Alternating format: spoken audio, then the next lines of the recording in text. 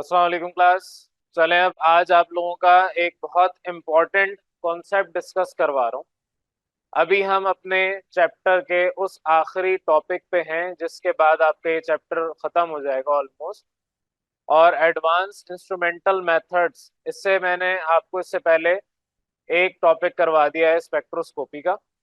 अब उसी टॉपिक के अंदर दूसरी हेडिंग है क्रोमेटोग्राफी, दूसरा इंस्ट्रूमेंट है एडवांस इंस्ट्रूमेंट क्रोमेटोग्राफी।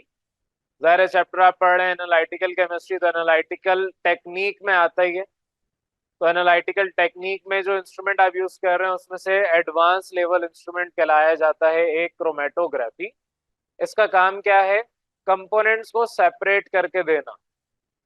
एक मिक्सचर है, फॉर एग्जांपल आपने पानी के अंदर रूह अफ़ज़ा डाला और अब आप चाहते हैं कि इस रूह अफ़ज़ा को अलग कर लें। तो इससे पहले जब मैंने आपको 9 क्लास में सोल्यूशन का चैप्टर पढ़ाया था दोस्तों, मैंने कहा था ये सेपरेट नहीं हो सकते। आप पानी के अंदर टैंक डाल दें।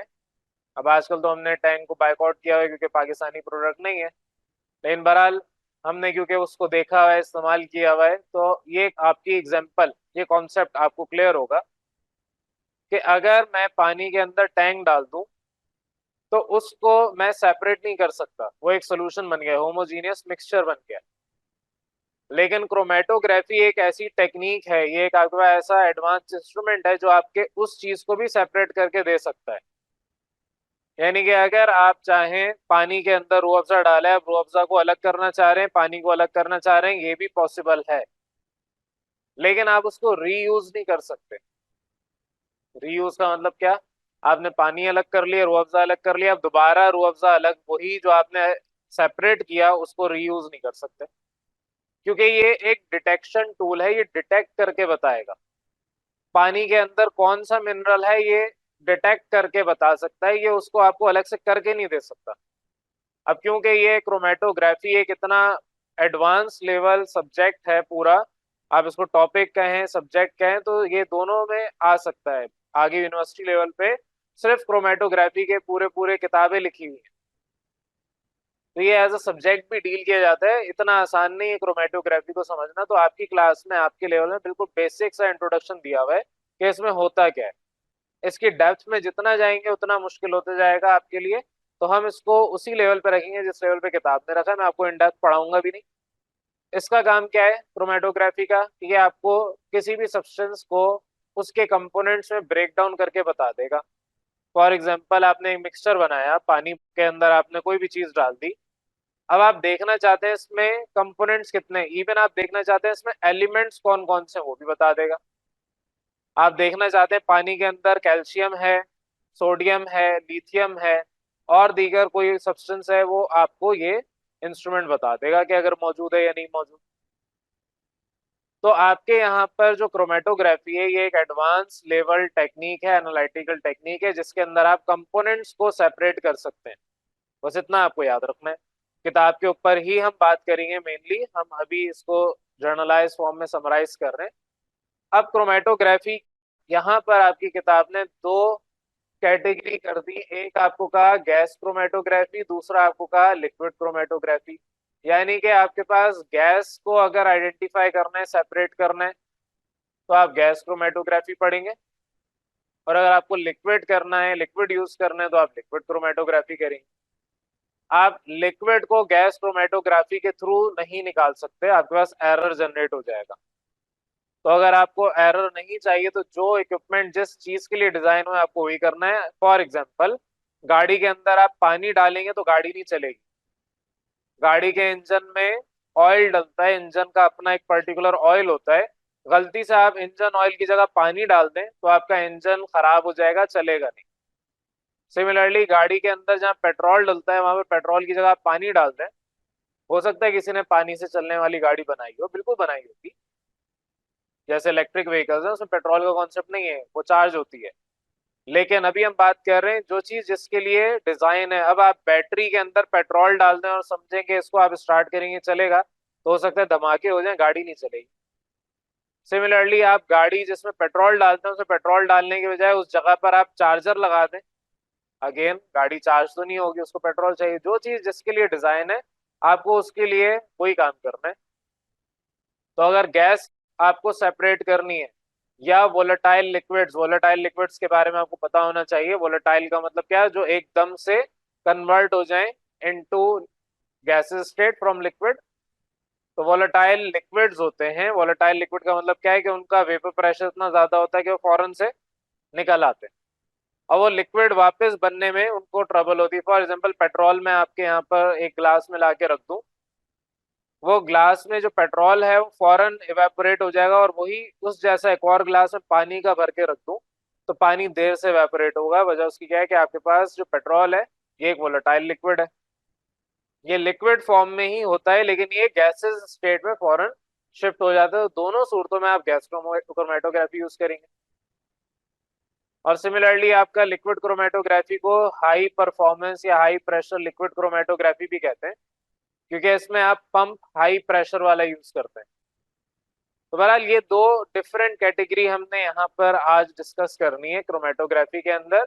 होता क्या है गैस क्रोमेटोग्राफी में, लिक्विड क्रोमेटोग्राफी में, वन बाय वन अभी हम इसको किताब की मद में आगे डिस्कस करते हैं। मैं किताब से हटके आपको कुछ नहीं पढ़ाऊंगा। वजह उसकी है कि आपको जो टॉपिक है वो इतना कॉम्प्लेक्स है कि अगर मैं इसकी डेप्थ में आपको लेके चले गया तो आपको समझ कुछ नहीं आएगा। तो जिस तरह से हर चीज सीखने का तरीका होता है, पहले आप बिगिनर बेसिक लेवल पे सीखते हैं, फिर आप इंटरमीडिएट लेवल पे आते हैं, कॉलेज यूनिवर्सिटी में आके सीखते हैं। एडवांस लेवल पे आपके ऊपर डिपेंड करता है कि आपका इंटरेस्ट है तो आप एडवांस लेवल पे खुद जाके सीखते हैं, या फिर आपकी पर्टिकुलर यूनिवर्सिटीज हैं वो सिखा देती हैं। तो अभी आप बिल्कुल बिगिनर बेसिक लेवल पे हैं। तो क्रोमेटोग्राफी इससे पहले आपकी क्लास में नहीं पढ़ाया जाता, अब यहाँ पर सिलेबस में ऐड कर दिया तो हम पढ़ा रहे हैं। अच्छी बात है, ताकि आगे चल के आपको आसानी है। तो डेफिनेशन मैंने आपको बता दी है, यहाँ पर भी वही चीज लिखी हुई है कि क्रोमेटोग्राफी एक मॉडर्न एनालिटिकल टेक्निक है जो कि सेपरेट करती है कंपोनेंट्स में, कंपाउंड्स को सेपरेट करती है। तो सेपरेशन ऑफ कंपाउंड्स में आप इसको इस्तेमाल करते हैं। एक्सप्लेनेशन यहाँ पर वही सारी लिखी हुई है कि नंबर वन, इसको हम प्यूरिफिकेशन के लिए, आइसोलेशन के लिए, मैं यहाँ पर इसलिए वर्ड टू वर्ड पढ़ाऊंगा क्योंकि यहाँ पर हर एक जुमला बहुत इंपॉर्टेंट लिखा हुआ है। प्योरिफिकेशन का मतलब क्या है, पानी को मुझे प्योरीफाई करना है, बाकी सब चीजों से निकालना है। तो पानी को बाय द एंड प्रोडक्ट जो मुझे मिलेगा वो प्योरीफाइड फॉर्म में आ जाएगा।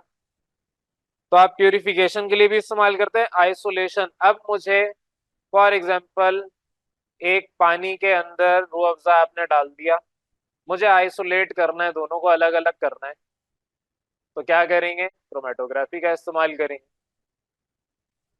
और फिर साथ ही साथ आपको कहा हुआ है comparison of components of mixture.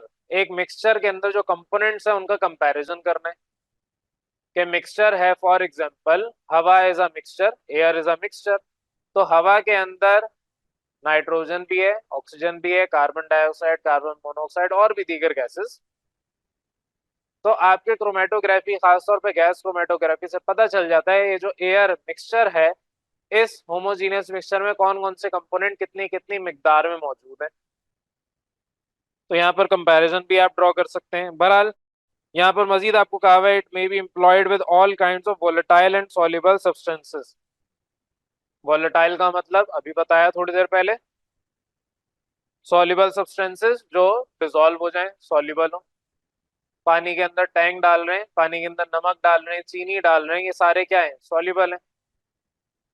तो इनकी भी क्रोमेटोग्राफी हो सकती है। ऑर्गेनिक, इनऑर्गेनिक, इनकी भी हो सकती है। ऑर्गेनिक कंपाउंड आपको पता है, इनऑर्गेनिक कंपाउंड भी पता है।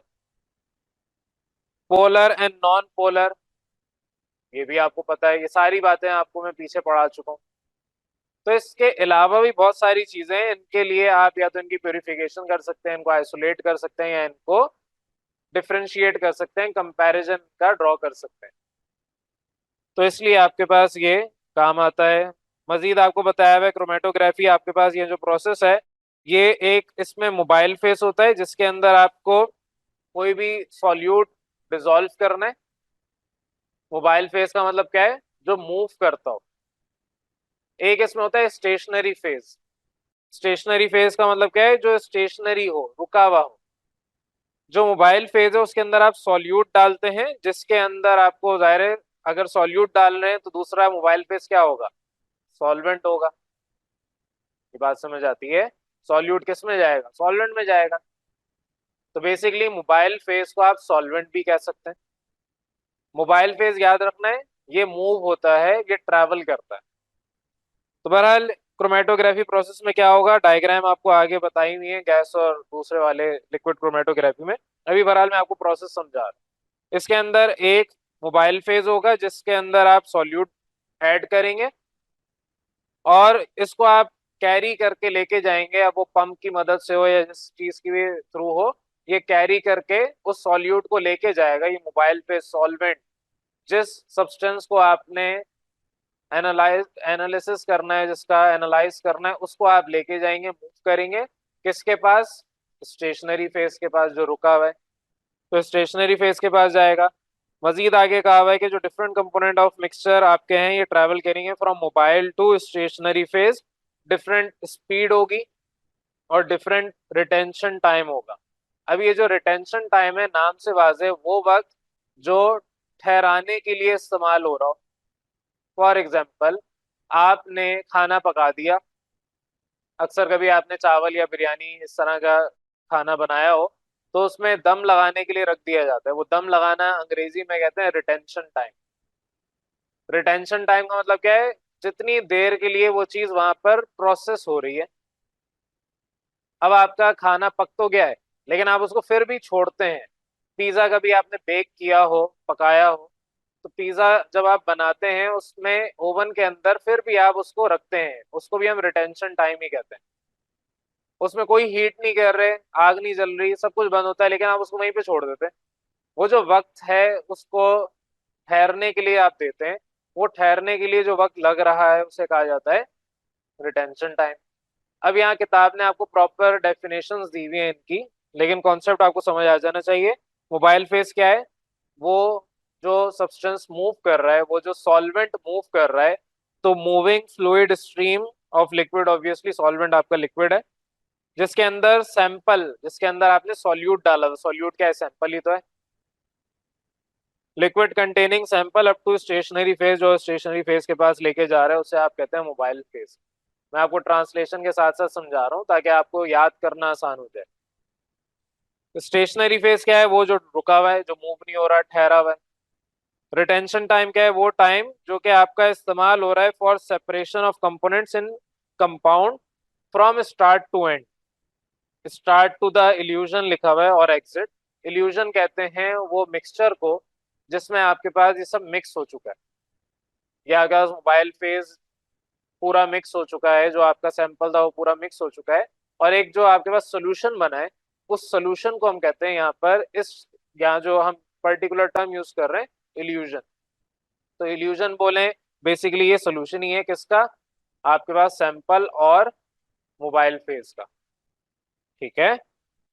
बहरहाल एग्जिट में आपके पास इल्यूजन निकलेगा। एग्जिट में आपका इल्यूजन जो भी निकल रहा है, ये जो सोल्यूशन पूरा मिक्सचर निकल रहा है, तो स्टार्ट से लेके एंड तक का जो पूरा प्रोसेस है उसमें जितना भी टाइम लग रहा है उस टाइम को आप कहेंगे रिटेंशन टाइम, क्योंकि उस टाइम में आपको कुछ नहीं पता। आप बिल्कुल इस तरीके से एग्जांपल रखें कि कभी अगर आपने जहाज में सफर किया हो, तो बैग चेक करने के लिए कन्वेयर बेल्ट होती है, वहां पर अपना बैग रखते हैं, वो आपका बैग चेक करके दूसरी जगह पर आता है। आपने तो बैग रख दिया, अब आपको दूसरी साइड से अपनी तलाशी करवाने के बाद वो बैग उठाना होता है। अब वो आपने बैग उठा तो लिया है, लेकिन जो बीच में टाइम लगा उसमें इंतजार किया है ना आपने। बैग आपका चेक होगा, गलती से किसी ने कोई चीज रख ली ऐसी जो कि अलाउ नहीं होती एयरपोर्ट में या जहाज के अंदर ले जाना, तो आपका बैग खोल के उसमें वो सामान निकाला भी जाएगा। तो वो जितना भी टाइम आपका इंतजार करने में लगा है, वो सारा का सारा क्या होता है? रिटेंशन टाइम, रुका हुआ टाइम। तो उसी तरीके से आपका जो ये मोबाइल फेज और स्टेशनरी फेज के पास ही जाएगा आपके सैंपल को लेके, उस पूरे स्टार्ट से एंड तक के प्रोसेस का जो टाइम है उसको कहा जाता है रिटेंशन टाइम। ये डेफिनेशंस बहुत क्लियर आपको समझ आ जानी चाहिए। बहरहाल ये आपको मजीद बताया हुआ है, this retention time help to identify the component जो भी कंपाउंड के अंदर है। अगर कोई सब्सटेंस फॉरन से आपने इंटर किया और फॉरन से निकल गया, तो चेक करने का वक्त ही नहीं मिला। आप जहाज में जा रहे हैं, आपका बैग यहाँ से इन हुआ, आपसे पहले बैग बाहर आ गया, तो इतनी स्पीड में अगर 100 लोगों के बैग चेक होंगे तो चेक कैसे होंगे वो? ठीक है, पॉसिबल ही नहीं है चेक करना। तो चेक आपका अगर प्रॉपर करना है तो उसके लिए हर चीज एक एक जगह पर देखनी पड़ेगी। तो जितना ज्यादा रिटेंशन टाइम होगा उतना अच्छा डाटा होगा, लेकिन ये बात लाजमी नहीं है, लेकिन काफी ज्यादा केसेस में बेहतर है। बहरहाल डेप्थ में नहीं आ रहे, वापस आ रहे। ये सारे पॉइंट्स आपको, ये सारी डेफिनेशंस क्लियर हो गई होंगी। अब एक्चुअल कॉन्सेप्ट पे आ रहा हूँ कि आपके क्रोमेटोग्राफी की टाइप्स कौन कौन सी और कितनी है। पहली आपके पास है गैस क्रोमेटोग्राफी, दूसरी है लिक्विड क्रोमेटोग्राफी। किताब ने पहले लिक्विड के बारे में बताया तो पहले हम लिक्विड पढ़ रहे हैं। लिक्विड क्रोमेटोग्राफी को आप high performance liquid chromatography HPLC, या आप इसको हाई प्रेशर लिक्विड क्रोमेटोग्राफी भी कहते हैं, अगेन HPLC होगा। तो लिक्विड क्रोमेटोग्राफी के ऊपर अगर हम बात करें तो हाई परफॉर्मेंस लिक्विड क्रोमेटोग्राफी के अंदर आपके पास अगेन क्रोमेटोग्राफी है, एनालिटिकल टेक्निक है, मॉडर्न एनालिटिकल टेक्निक है, जिसके अंदर आप लिक्विड को इस्तेमाल कर रहे हैं। तो सेपरेट इसमें भी आप करेंगे सब्सटेंस को, लेकिन जो सब्सटेंस होगा वो आपका लिक्विड स्टेट में होगा। डेफिनेशन आपकी यहाँ पर क्लियर हो जानी चाहिए। बहरहाल आपका जो HPLC है इसका मैंने मतलब आपको बता दिया है, प्रेशर भी लिख सकते हैं, तो आपको दोनों याद होने चाहिए, MCU के पॉइंट ऑफ व्यू से बहुत इंपॉर्टेंट है।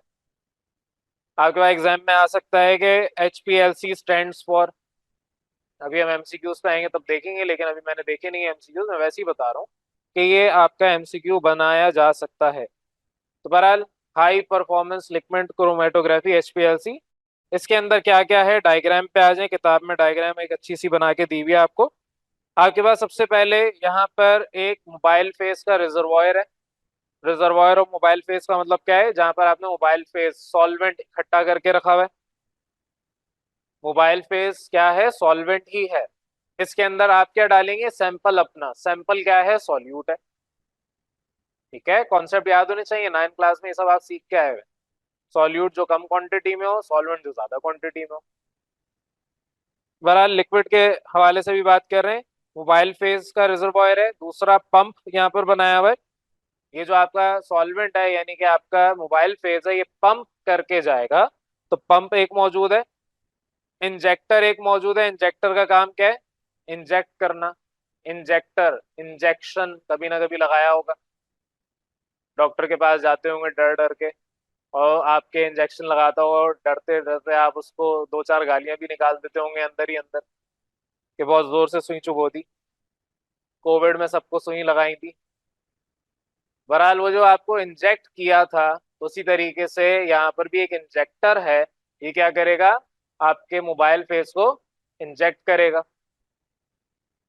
नेक्स्ट आपका एक सेपरेशन कॉलम है। एक्चुअल जो क्रोमेटोग्राफी का प्रोसेस जहाँ होना है जिस कॉलम के अंदर, वो सेपरेटर कॉलम यहाँ पर आपको मौजूद है, जिसको HPLC कॉलम भी कहते हैं।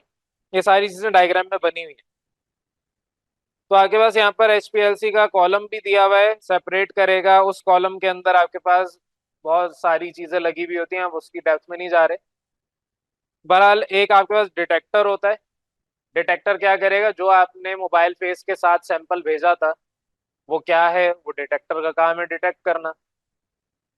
और साथ ही साथ आपका डाटा एक्विजिशन कंप्यूटर होता है। एक्विजिशन का मतलब सबको पता होना चाहिए, डाटा एक्वायर करने के लिए जो आपका कंप्यूटर लगा हुआ है, तो वो कंप्यूटर आपका डाटा स्टोर कर रहा है एक जगह सारा। आप थोड़ी बैठ के अपने हाथ से लिखेंगे कि अब ये वाला सब्सटेंस की ये वैल्यू आ रही है, ग्राफ ये बनना है। सारा काम कंप्यूटर कर रहा होता है। जाहिर है मॉडर्न आपके पास एडवांस इंस्ट्रूमेंट है। तो एक कंप्यूटर बहरहाल इसके साथ अटैच हुआ है। ये पूरी डायग्राम आपकी किताब में बनी हुई है, नोट्स में भी हमने बना के दी हुई है, जो आपको आसान लगे आपको ये प्रैक्टिस करनी है। आप बेशक ऐसी ना बनाए डायरेक्ट, आप ब्लॉक डायग्राम बनाते हैं। ब्लॉक डायग्राम बनाना आनी चाहिए। ब्लॉक डायग्राम कैसे बनती है? ये आपके पास एक ब्लॉक बना है, इसमें लिखेंगे कि ये आपके पास मोबाइल फेज है, मोबाइल फेज। और फिर दूसरा इसको आप एरो बनाएंगे, एक और ब्लॉक बनाएंगे। दूसरे में आप बताएंगे कि यहाँ पर पंप है। पंप आपके पास, अब क्योंकि पंप का काम है उसको आगे पहुंचाना कॉलम के अंदर, तो आपके पास HPLC कॉलम या सेपरेटर कॉलम जो आपका दिल चाहे वो लिख दें।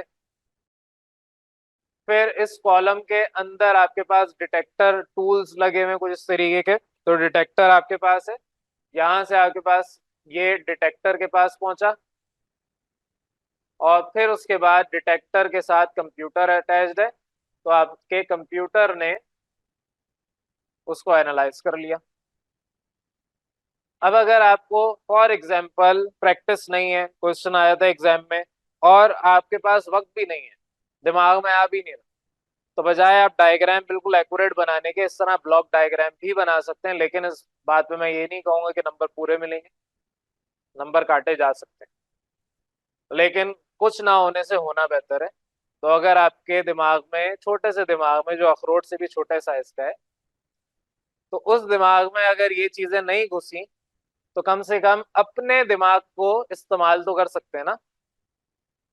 तो अगर उस छोटे से दिमाग को इस्तेमाल करना है, अल्लाह करे आपका आइंस्टाइन से भी बड़ा दिमाग हो, लेकिन अगर आपका दिमाग उस वक्त काम नहीं कर रहा, तो आप कम से कम ये ब्लॉक डायग्राम तो बना सकते हैं ना।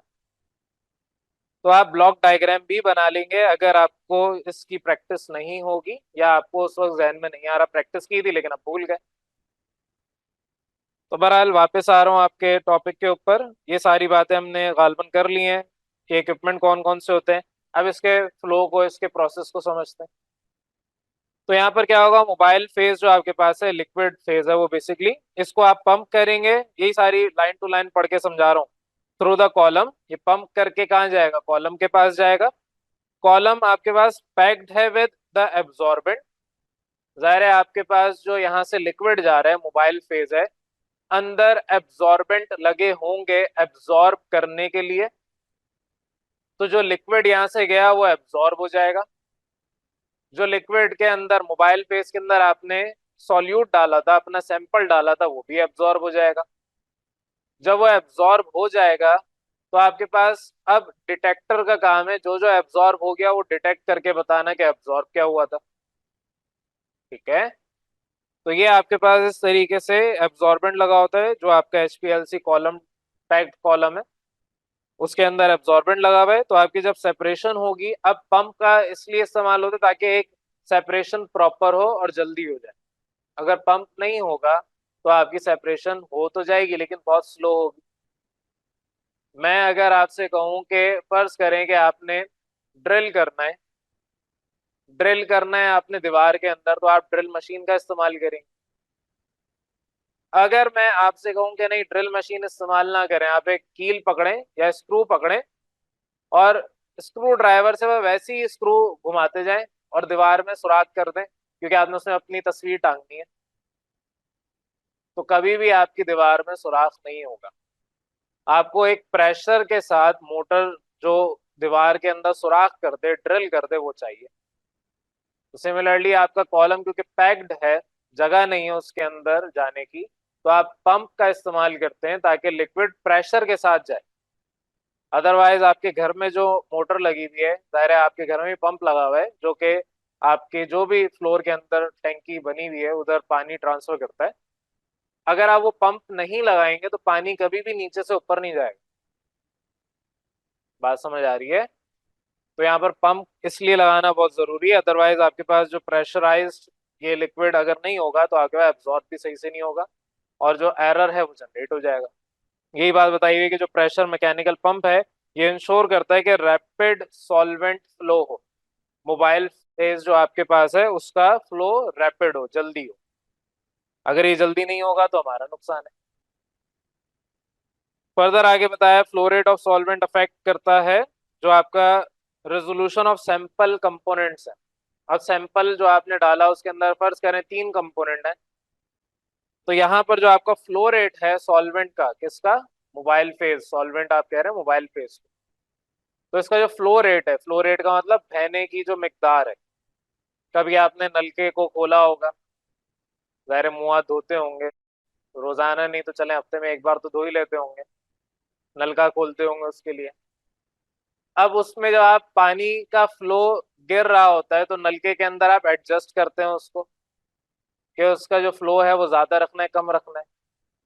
अब अक्सर आप फर्ज करें दांत साफ कर रहे हैं, दांत साफ करते वक्त तो आपका जो टूथ ब्रश है वो आपके दांतों को साफ कर रहा है, उसमें पानी के बहने का क्या काम है?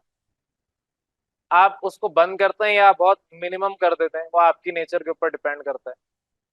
आप क्या कर रहे हैं, फ्लो ऑफ वाटर को एडजस्ट कर रहे हैं उसके हिसाब से। अब अगर आपको पानी चाहिए और गर्म पानी आ रहा है, आप क्या करेंगे, उस गर्म पानी को कम खोलेंगे और ठंडे पानी वाले फ्लो को ज्यादा खोलेंगे, इक्विलिब्रियम एडजस्ट करेंगे। ये सारी एग्जांपल्स मैं पहले भी दे चुका हूँ, मुझे याद पड़ रहा है। तो आपको अगर गर्म पानी एक नलके से निकालना है और दूसरे नलके से ठंडा पानी मिक्स करना है ताकि आप मुंह धो सकें अपना प्रॉपर, तो आप क्या करते हैं, फ्लो को एडजस्ट करते हैं। तो फ्लो रेट एडजस्ट करने से टेम्परेचर भी मेंटेन हो जाता है। सिमिलरली आपके पास यहाँ पर फ्लो रेट एडजस्ट करेंगे, जो आपके पास फ्लो रेट सॉल्वेंट का है, मोबाइल फेज का है, वो अफेक्ट करता है। अगर बहुत स्पीड में आपने भेजा होगा, बहुत ज्यादा फ्लो रेट होगा, बहुत तेजी से आपका मोबाइल फेज ट्रेवल कर रहा है, तो आपके पास जो मिक्सचर है, जिसका आपने जो सैंपल लिया था, जिसको आपने रिजॉल्व करना था, ब्रेक डाउन करना था, वो अपने अपने कंपोनेंट्स में ब्रेक डाउन आसानी से नहीं होगा। बात समझ आ रही है? अगर मैं आपसे को भागते हुए शार्प राइट टर्न लेना है, क्या ले सकते हैं?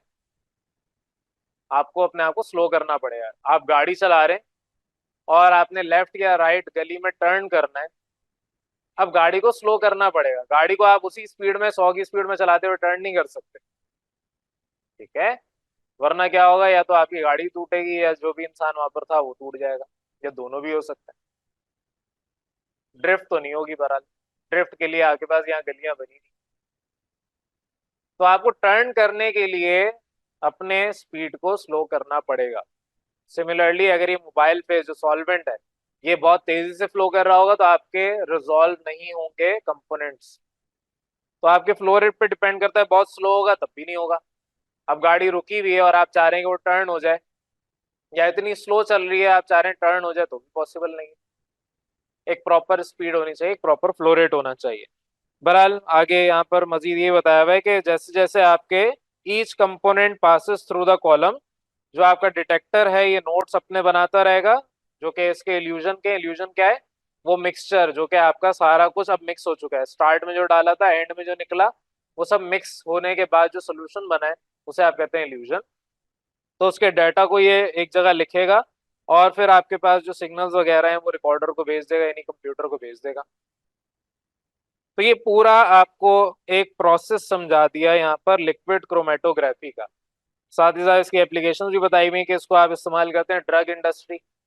अब ड्रग इंडस्ट्री का मतलब ये नहीं नशा करने वाली चीजों के लिए, हम लोगों ने तो ड्रग्स को ये समझा है नशा करने वाली चीजें। आपके अगर घर में अम्मी अब्बू दवाएं खाते हैं या आप खुद दवाएं खाते हैं, तो जो दवाएं हैं उनको अंग्रेजी में ड्रग्स ही कहते हैं।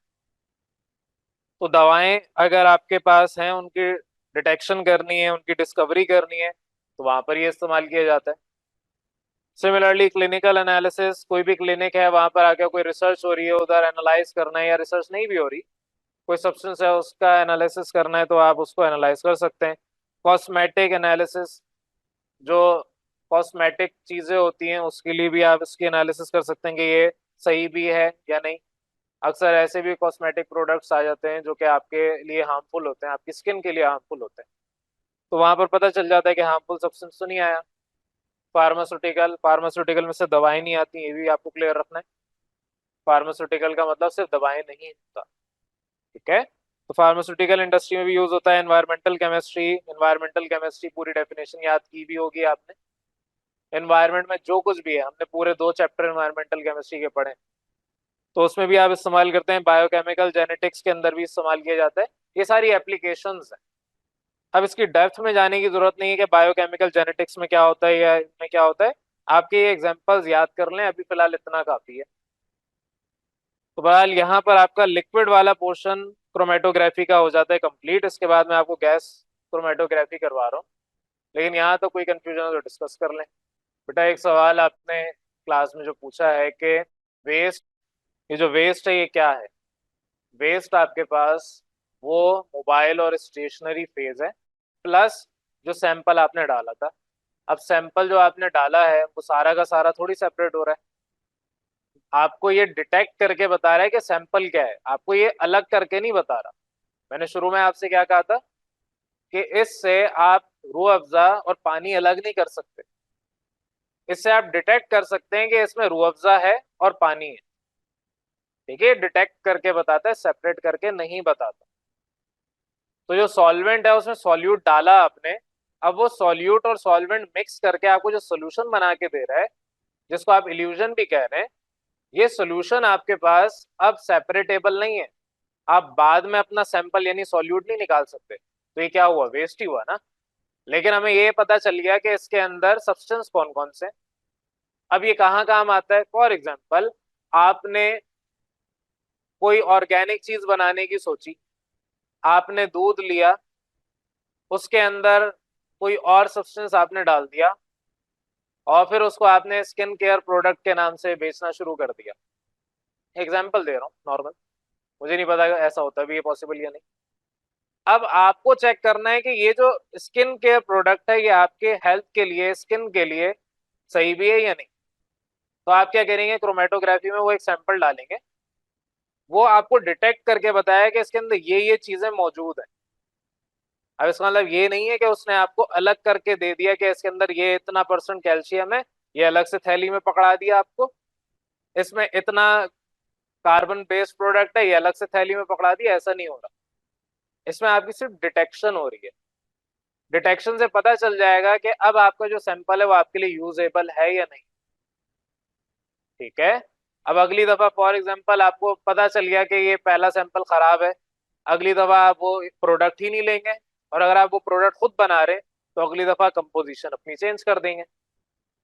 बात समझ आ रही है। तो आपके पास यहाँ डिटेक्शन हो रही है, यहाँ पर सेपरेशन नहीं हो रही है एज इट इज। सेपरेट करता है, बिल्कुल करता है, लेकिन सेपरेट करके डिटेक्ट करता है वो आपको सेपरेट करके अलग अलग थैलियों में चीजें बना के बांटता नहीं है। क्लियर है यहाँ तक। तो बहरहाल आप लोगों का अब नेक्स्ट टॉपिक यहीं से स्टार्ट कर रहा हूँ, गैस क्रोमेटोग्राफी। छोटा सा टॉपिक है, कोई इतना बड़ा नहीं है। अगर लिक्विड क्रोमेटोग्राफी समझ आ गया तो ऑटोमेटिकली गैस क्रोमेटोग्राफी भी समझ आ जाना चाहिए।